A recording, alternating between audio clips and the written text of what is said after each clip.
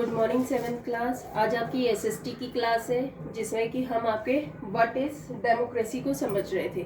ठीक है, अभी तक का जो लेसन है मैं समझती हूँ आपने समझ लिया होगा कि हमने क्या क्या पढ़ा है। ठीक है, तो पहले हमने पढ़ा था डेमोक्रेसी। ठीक है, डेमोक्रेसी होती क्या है मैं आपको एक बार और रिवीजन करवा देती हूँ जितना अभी तक हमने पढ़ा है। ठीक है, डेमोक्रेसी क्या होती है? जनता के लिए जनता द्वारा शासन होती है। ठीक है, इसमें जो लोग होते हैं वो अपने मताधिकार का प्रयोग कर सरकार को चुनते हैं। वो सरकार 5 वर्ष के लिए हमारे लिए काम करती है। ठीक है, लोकतांत्रिक जो सरकार है, आपको पता है कि भारत में भी लोकतांत्रिक सरकार है। यहाँ हर 5 वर्ष के बाद इलेक्शंस होते हैं। ठीक है, 18 वर्ष या उससे अधिक आयु के प्रत्येक नागरिक को भारत में वोट देने का अधिकार है। अगर हमें अपनी सरकार का काम किया हुआ पसंद नहीं आता है तो हम क्या करते हैं, अगले जो इलेक्शंस होते हैं हर 5 साल के बाद, तो हम सरकार को बदल देते हैं। ठीक है, तो इसमें क्या होता है कि अन्य दल भी पाए जाते हैं। लोकतांत्रिक जो देश होते हैं उनमें अन्य दल भी पाए जाते हैं, अपोजिशन पार्टीज भी होती हैं। ठीक है, तो जो क्या करती है, सरकार के ऊपर नियंत्रण बना के रखती है कि सरकार जो है कोई गलत काम ना करे।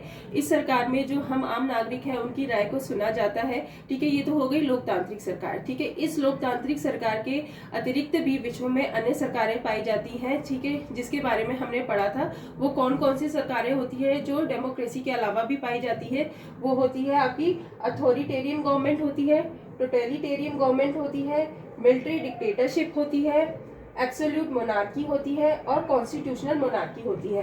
ठीक है, तो सबसे पहले जो हमने पढ़ा था वो क्या पढ़ा था? Authoritarian government. ठीक है, अथॉरिटेरियन गवर्नमेंट में क्या होता है, जो पावर होती है वो सिंगल पर्सन या इंडिविजुअल ग्रुप के पास होती है। इसमें कोई अन्य पार्टी नहीं होती है। ठीक है, सारी जो शक्ति होती है, ना ही इसमें इलेक्शंस होते हैं। जो भी पावर होती है वो एक ही सिंगल पर्सन के पास होती है या सिंगल ग्रुप के पास होती है। ठीक है, फिर उसके बाद आता है आपका टोटलिटेरियन गवर्नमेंट। ठीक है, टोटलिटेरियन गवर्नमेंट में भी यही होता है, पावर जो होती है सिंगल पर्सन या इंडिविजुअल ग्रुप के पास में होती है। इस पे मीडिया पर पूरी तरह से नियंत्रण होता है और फ्रीडम ऑफ स्पीच और फ्रीडम ऑफ एक्सप्रेशन होता ही नहीं है। ठीक है, फिर इसके बाद आती है आपकी मिलिट्री डिक्टेटरशिप। मिलिट्री डिक्टेटरशिप में क्या होता है? मिलिट्री डिक्टेटरशिप में जो होता है सैनिक तानाशाही पाई जाती है। ठीक है, इसमें जो शासन व्यवस्था होती है वो सैनिक तंत्र के हाथ में होती है, जो राष्ट्रवाद की भावना से प्रेरित होती है। जैसे आपने देखा होगा कि हमारा पड़ोसी देश पाकिस्तान है, वहां पर भी जो है कभी कभी मिलिट्री डिक्टेटरशिप पाई जाती है। ठीक है, फिर है आपका एब्सोल्यूट मोनार्की। ठीक है, एब्सोल्यूट मोनार्की में क्या होता है? राजतंत्र होता है। इसमें जो शक्ति होती है राजा या रानी के पास में होती है और ये हेरिडिटरी होती है, यानी कि वंशानुगत होती है। एक पीढ़ी से दूसरी पीढ़ी में जो है पावर जो है हस्तांतरित होती रहती है। ठीक है, फिर उसके बाद आता है आपका कॉन्स्टिट्यूशनल मोनार्की। कॉन्स्टिट्यूशनल मोनार्की में क्या होता है, जो राजा और रानी होते हैं वो नामात्र के होते हैं। जो भी काम किया जाता है वो कॉन्स्टिट्यूशन के अंतर्गत किया जाता है, चाहे वो कॉन्स्टिट्यूशन आपका रिटर्न हो चाहे अनरिटर्न हो।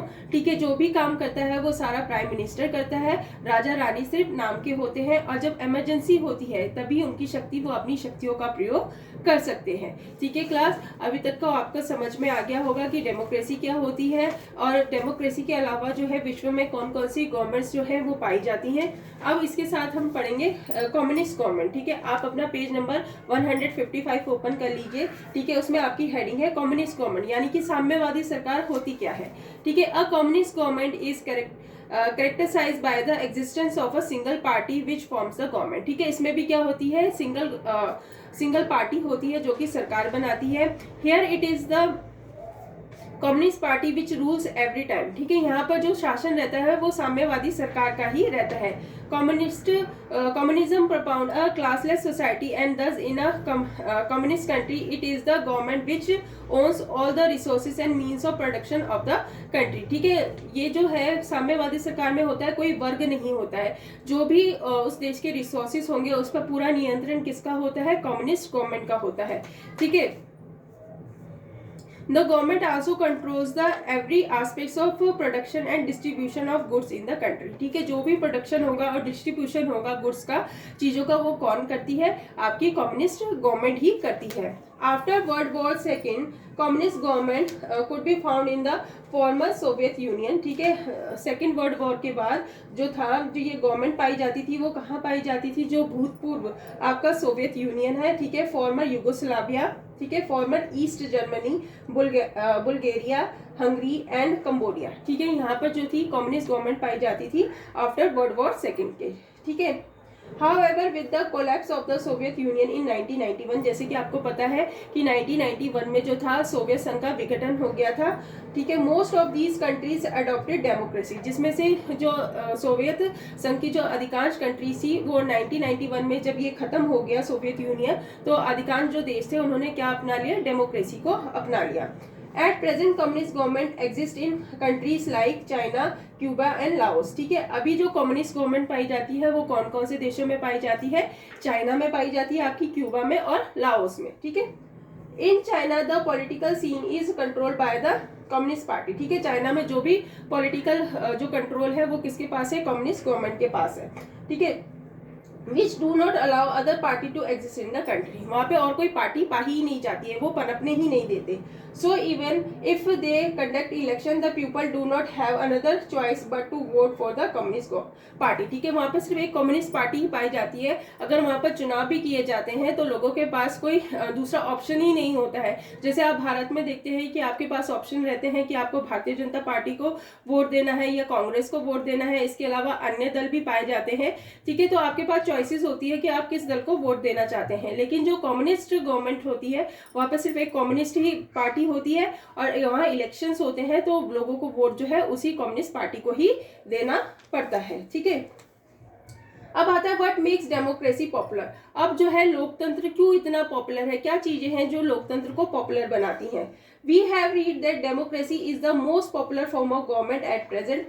We will now look into why it is so. ठीक है, आपको पता है कि अभी जो है लोकतंत्र जो है सबसे जो क्या कहेंगे उसको, जो पॉपुलर फॉर्म ऑफ गवर्नमेंट है वो क्या है, लोकतंत्र है, यानी कि डेमोक्रेसी है। ठीक है, और ये किस कारण से इतनी पॉपुलर है, पहला है फॉर्मल इक्वालिटी, क्योंकि इसमें समानता पाई जाती है। ठीक है, democracy emphasises on the equality of all citizen. ठीक है, लोकतंत्र में सभी नागरिकों की जो है समानता पर जोर दिया जाता है। They are considered equal regardless of their caste, color, age, religion, creed and sex. ठीक है, सबको इक्वल माना जाता है, उनमें कोई भी भेदभाव नहीं किया जाता, जाति के आधार पर, उनके रंग के आधार पर, उनकी एज, रिलीजन, ठीक है, उनकी क्रीड और सेक्स के आधार पर उनमें कोई डिस्क्रिमिनेशन नहीं किया जाता है एक डेमोक्रेसी कंट्री में। ठीक है, democracy does not tolerate discrimination and ensure respect and dignity for all. ठीक है, डेमोक्रेसी में है जो बिल्कुल भी डिस्क्रिमिनेशन यानी कि भेदभाव नहीं किया जाता है और हर किसी की रिस्पेक्ट और डिग्निटी दी जाती है सभी को। Another important aspect of democracy is universal adult franchises, which allows every citizen who has attained a certain age the right to vote. ठीक है, अब जो डेमोक्रेसी का सबसे इम्पोर्टेंट एस्पेक्ट वो क्या है, आपका यूनिवर्सल एडल्ट फ्रेंचाइजेस, यानी कि सार्वभौमिक वयस्क मताधिकार। इसमें एक एज होती है, जैसे कि भारत में आपको पता है कि 18 या 18 वर्ष से अधिक आयु के जो व्यक्ति हैं वो वोट दे सकते हैं। ठीक है, तो इनमें इनको क्या होता है, सार्वभौमिक वयस्क मताधिकार में लोगों को जो है एक सर्टेन एज पे जाकर वोट देने का अधिकार प्राप्त हो जाता है। Democracy promotes political equality as each person has one vote and the value of each vote is equal. ठीक है, अब हर वोट की जो होती है वो इक्वल वैल्यू होती है। ठीक है, not just political democracy also ensure economic and social development for all. ठीक है, इसमें पॉलिटिकल डेमोक्रेसी के साथ साथ इसमें जो आपकी सोशल और इकोनॉमिक जो डेवलपमेंट है उस पर भी ध्यान दिया जाता है। In India everybody is equal in the eyes of the loss. ठीक है, भारत में जो है कानून के समक्ष जो है सभी समान है। However, owing to differences in socio-economic condition of different people, cases of discrimination arise, which shows that not everybody is equal.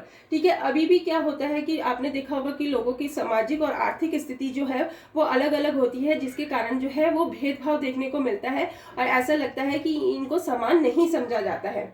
Certain groups of people are still discriminated on the basis of their social status, their caste, etc. ठीक है, अभी भी भेदभाव किया जाता है उनके social status को लेकर और उनके जो है कास्ट को लेकर। Even though the Indian government has abolished untouchability and proclaimed it a crime, it is still practiced in many rural areas of the country. देखिए, भारत में आपने पढ़ा है, बार बार आपको बताया जा रहा है कि अनटचेबिलिटी यानी कि छुआछूत को जो है कानून बनाकर समाप्त कर दिया गया है, लेकिन अभी भी इंडिया के कई ऐसे रूरल यानी कि ग्रामीण क्षेत्र हैं जहां पर अभी भी जो है छुआछूत पाई जाती है। Nevertheless, the government tries to bring equality by entertaining various schemes and programs for the disadvantaged group. ठीक है, अब इनके लिए क्या कर रहे हैं कि सरकार जो है बहुत से ऐसे कार्यक्रम चला रही है जो ऐसे असमान जो वर्ग है उनका उत्थान करने के लिए सरकार के द्वारा जो है बहुत सी स्कीमें चलाई जा रही हैं। डिसीजन मेकिंग मैकेनिज्म, ठीक है, अब इसमें निर्णय लेने की शक्ति होती है। Being a democratic country, power in India is divided between the 3 organs of the government. ठीक है, क्लास हम आपके डिसीजन मेकिंग मैकेनिज्म को समझ रहे थे। ठीक है, डिसीजन मेकिंग मैकेनिज्म में क्या है, ठीक है, यानी कि निर्णय लेने की जो प्रक्रिया होती है वो क्या है। Being a democratic country, power in India is divided between the 3 organs. ठीक है, आपको पता ही है कि भारत एक लोकतांत्रिक देश है और इसमें जो निर्णय लेने की प्रक्रिया है वो 3 भागों में विभाजित है। वो कौन कौन से हैं? पहला है आपका लेजिस्लेचर, दूसरा है आपका एग्जीक्यूटिव, तीसरा है आपका जुडिशरी। ठीक है, all these take part in the decision making process. ठीक है, ये जो सभी 3 पार्ट है ये डिसीजन मेकिंग के प्रोसेस में जो है भाग लेते हैं। ठीक है, उसके बाद क्या है, the legislature constitute the law making body of the government. ठीक है, जो लेजिस्लेचर है वो जो सरकार की है कानून बनाने की जो है बॉडी है। ठीक है, it is formed by the representative elected by the people during election. ठीक है, जो आपकी लेजिस्लेचर होती है वो किसके द्वारा बनती है?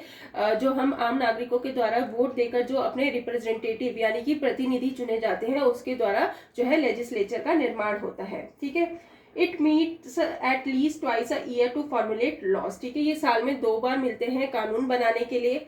The executive organ executes the law formed by the legislature. ठीक है, और जो उसको लागू करने का काम कौन करता है? आपकी जो है एग्जीक्यूटिव करती है। ठीक है, जो कि लॉज जो है आपके लेजिस्लेचर के द्वारा बनाए जाते हैं।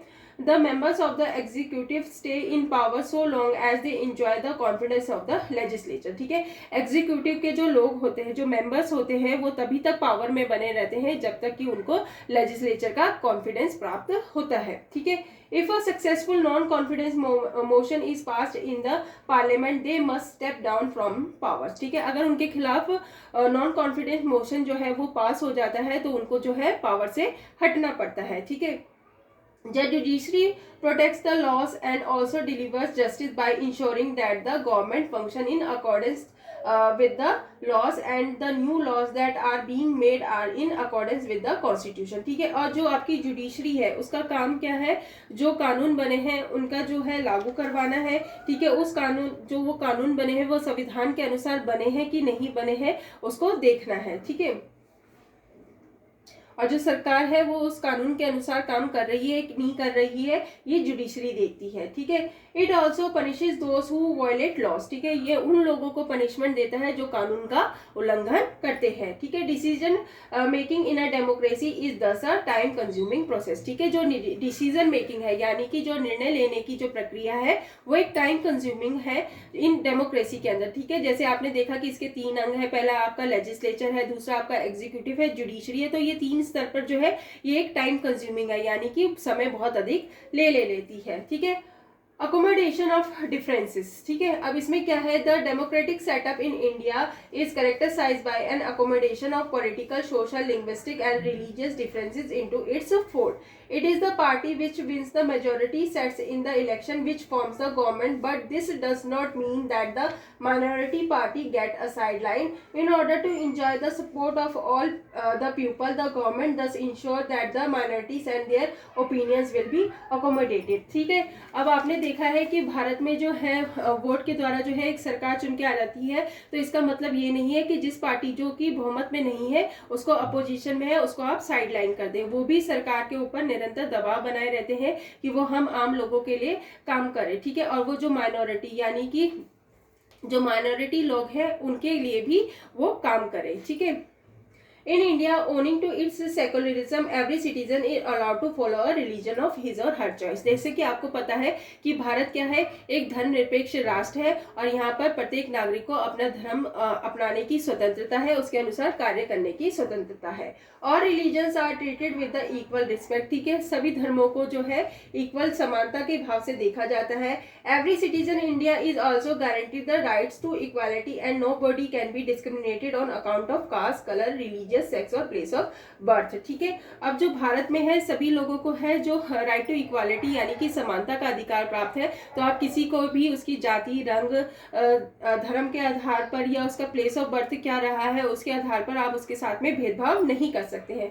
तो government in order to bring about equal development reserves consciousness for people who are socially and economically backwards. ठीक है, ठीक है, अब सरकार ने क्या किया है, जो सोशली और इकोनॉमिक बैकवर्ड है उनके लिए भी व्यवस्था कर रखी है। जैसे कि आपको पता है कि यहाँ पर जो है रिजर्वेशन है, भारत में जो SC ST लोग हैं उनको जो है रिजर्वेशन मिला हुआ है। ठीक है, इनहैंसिंग इंडिविजुअल डिग्निटी। ठीक है, the fundamental rights guarantee to the people of India by the constitution promotes the protects the dignity of the citizen. ठीक है, आपको पता है कि भारत में लोगों को क्या है, फंडामेंटल राइट्स प्राप्त हैं। ठीक है, जो लोगों की डिग्निटी को बनाए रखते हैं और उसको प्रोटेक्ट करते हैं। The right to life, liberty and fraternity are the cornerstones of the foundation of democracy and this is upheld by the Indian Constitution। ठीक है, जो आपका राइट टू लाइफ है, लिबर्टी है और फर्टर्निटी है, ये क्या है, कॉर्नर स्टोन्स है फाउंडेशन ऑफ अ डेमोक्रेसी के। ठीक है, जो कि इंडियन कॉन्स्टिट्यूशन में आपको देखने को मिलते हैं कि आपको पता ही है कि हम जो भारत के नागरिक हैं उनको जो है फंडामेंटल राइट्स प्राप्त हैं। ठीक है, और जो उसकी रक्षा किसके द्वारा करी जाती है, संविधान के द्वारा करी जाती है। सरकार जो है हमारे इन फंडामेंटल राइट्स के विरुद्ध कोई भी कानून नहीं बना सकती है। अगर इनका उल्लंघन होता है तो हम लोगों को जो है न्यायालय में जाने की स्वतंत्रता प्राप्त है। तो इसी तरह से क्लास 7 आपका व्हाट इज डेमोक्रेसी जो है वो चैप्टर जो है आपका खत्म होता है।